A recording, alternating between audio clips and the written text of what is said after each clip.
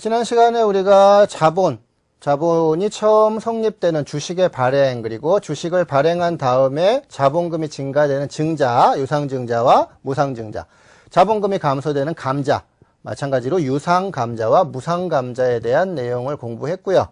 나머지 납입자본 빼고 나머지는 이익잉여금 그리고 기타 자본 요소로 구분된다. 자본에 대한 전체적인 체계. 그래서 자본은 납입자본, 이익잉여금, 기타 자본 요소로 구분된다. 지난 시간에 우리가 납입자본에 대한 내용 공부하셨고요. 이번 시간에는 이제 나머지 그 이익잉여금 그리고 기타 자본 요소에 대한 내용들 보도록 하겠습니다. 먼저 우리가 이러한 거래들을 우리 회계 거래는 크게 자본거래와 손익거래로 구분합니다. 자본거래란 것은 주주와의 거래를 자본거래라고 부릅니다. 주주와의 거래를 자본거래, 그리고 나머지 거래를 손익거래라고 부릅니다. 자본거래는 주주와의 거래예요. 그래서 주주와의 거래에서 차익이나 차손이 발생되면 그것은 앞서서 봤죠. 그것은 수익이나 비용이 아니다. 그래서 자본거래, 주주와의 거래에서 차익이나 차손이 발생하면 수익 비용이 아니라 전부 자본으로 처리한다. 대변에서 발생하면 자본의 가산 항목이 되는 거죠. 뭐 주식 발행 초과금, 뭐 자기 주식 처분이익, 감자 차익, 이런 것들이죠. 이런 것들. 반대로 주주와의 거래에서 차손이 발생해도 그것은 비용이 아니라 또 자본으로 처리한다. 주식 할인 발행 차금, 뭐 감자 차손, 자기 주식 처분 손실, 이런 것들이죠. 그리고 자기 주식도 마찬가지죠. 이런 것들은 자본의 차감 항목이다. 차변에서 발생되는 자본이니까요. 그래서 주주와의 거래를 자본거래라고 부르고요.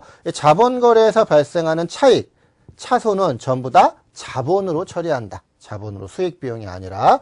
나머지를 손익거래라고 부릅니다. 손익거래. 손익거래에서 발생되는 것이 이제 수익과 비용이 되겠죠. 수익과 비용을 더하기 빼기해서 나머지가 이익이나 손실이 되는 거죠. 이러한 손익거래의 결과는 일반적으로 손익계산서로 가게 됩니다. 손익계산서. 이것이 수익과 비용이죠. 수익과 비용.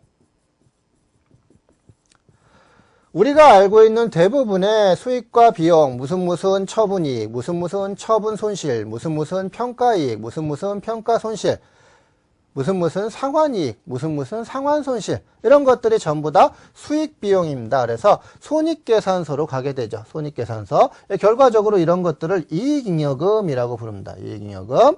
그런데 손익거래인데, 그러니까 주주와의 거래가 아니에요. 주주와의 거래가 아니라 손익거래입니다. 나머지 거래인데 손익계산서로 가지 않는 항목들이 있어요.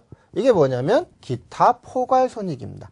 그래서 수익 비용이 아니에요. 그래서 당기순이익에는 포함되지 않죠. 근데 포괄손익에는 포함이 되는 손익입니다.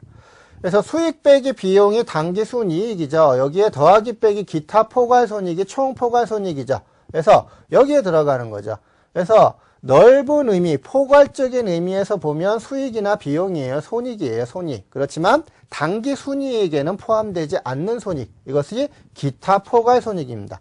우리가 알고 있는 대표적인 것이 뭐 매도 가능 금융자산 평가이익, 또는 뭐 매도 가능 금융자산 평가손실, 또는 뭐 유형자산에 대한 재평가잉여금, 이런 것들이죠. 이러한 것들은 넓은 의미에서 보면 당기순이익이에요. 그래서 총포괄손익에는 더하기 빼기가 되죠. 그렇지만 미실현된 손익이기 때문에 대부분이 이런 것들은 당기순이익에는 포함되지 않는다. 그래서 그 손익계산서상 당기순이익으로는 가지 않아요. 그래서 이러한 이익잉여금이 아닌 기타의 포괄손익이다. 그래서 매도 가능 금융자산, 평가이익, 평가손실, 이런 것들이 있겠습니다.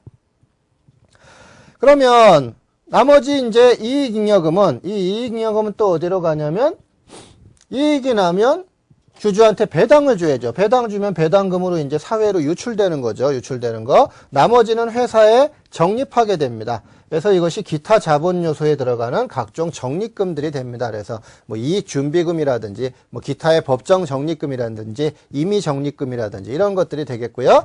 나머지는 차기로 넘어가는 구체적인 이익잉여금이 되겠습니다. 이게 이제 자본에서 얘기하는 납입자본, 이익잉여금, 기타 자본 요소죠. 그 중에 이익잉여금이 이 이익잉여금을 칭하게 되겠습니다. 이익잉여금. 그러면 이 이익잉여금은 각종 배당이나 적립이나 나머지 걸로 처분하게 되는데요. 현재 재무상태표에서는 이익이 났다고 해도 그 이익에 대한 처분은 다음 기에 이루어져요. 그래서 1월부터 12월까지 사업연도다, 회계기간이다. 그러면